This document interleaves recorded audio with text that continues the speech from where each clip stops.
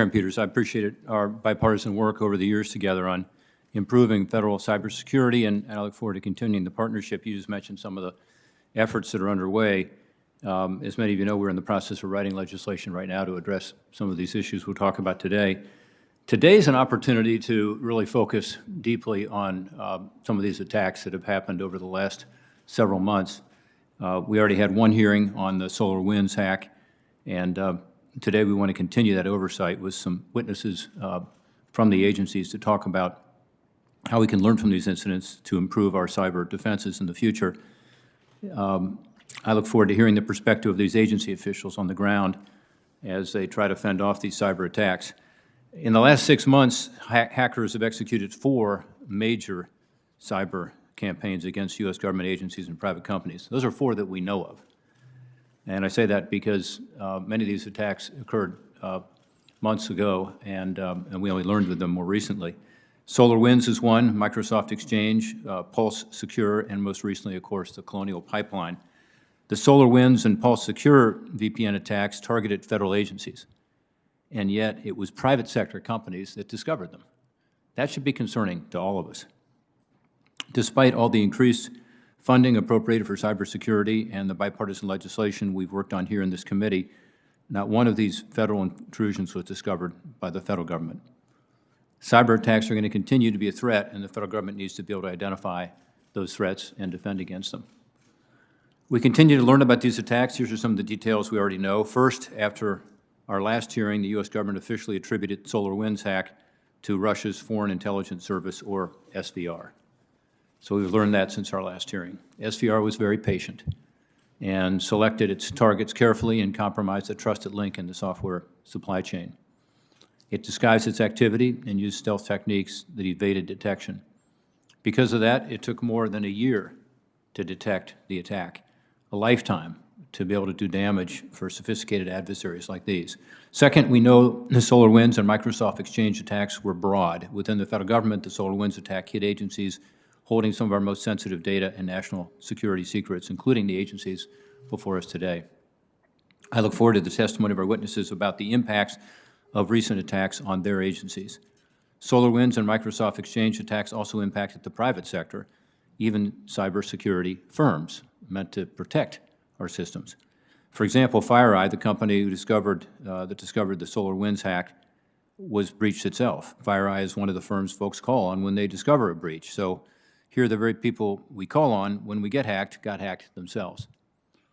We are still in the very early stages of learning about the Pulse Secure attack, but recent reports indicate that at least 5 federal agencies were compromised in that attack. So we're learning as we go, and it's concerning.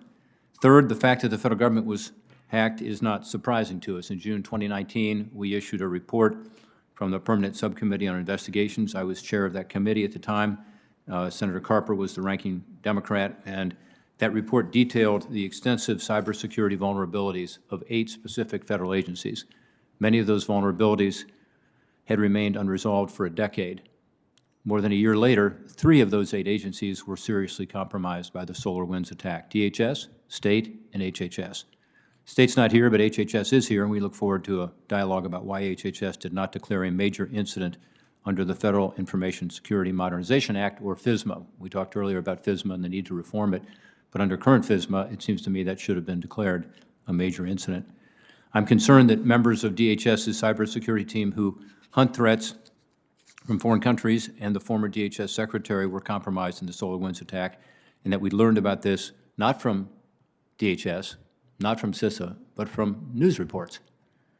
Mr. Wales, I look forward to a discussion of how CISA specifically, which is part of DHS, was impacted. And again, we'll refer later in the questions to those specific news reports I'm talking about. Finally, it's clear that cyber attacks are going to keep coming. Last week, cyber criminals attacked Colonial Pipeline, the company responsible for providing about 45%, almost half of the East Coast fuel. This is potentially the most substantial and damaging attack on U.S. critical infrastructure ever. It shows that cyber attacks can have tangible, real-world consequences. Although our witnesses today are here to discuss the federal cybersecurity side, I think it's important that we hear from CISA about what we know so far about this attack on the Colonial Pipeline and what we should be doing to deter, detect, and respond to attacks like this in the future. These 4 recent attacks have demonstrated not only the weakness of our defenses, but also the persistence and sophistication of our adversaries. In response, we have to take a hard look at the federal cybersecurity strategy, capabilities, and leadership, and discuss what changes are necessary to prevent and mitigate attacks like this in the future. At our last hearing, I asked our witnesses who is ultimately accountable. Who's responsible for federal cybersecurity? The witnesses were not able to give a clear answer, which is troubling. Under current law, each agency is ultimately responsible for securing its own networks, which is why we have asked the agency Chief Information Security Officers, or CISOs, to give their perspective today. But CISA must also have visibility across federal civilian agencies to be able to do what Congress created it to do, secure the networks of the federal government. Congress also created the position of National Cyber Director in the White House to coordinate implementation of national cyber policy and strategy as recommended by the Solarium Commission. The Biden administration has now nominated Chris Inglis, and I understand his paperwork is being finalized.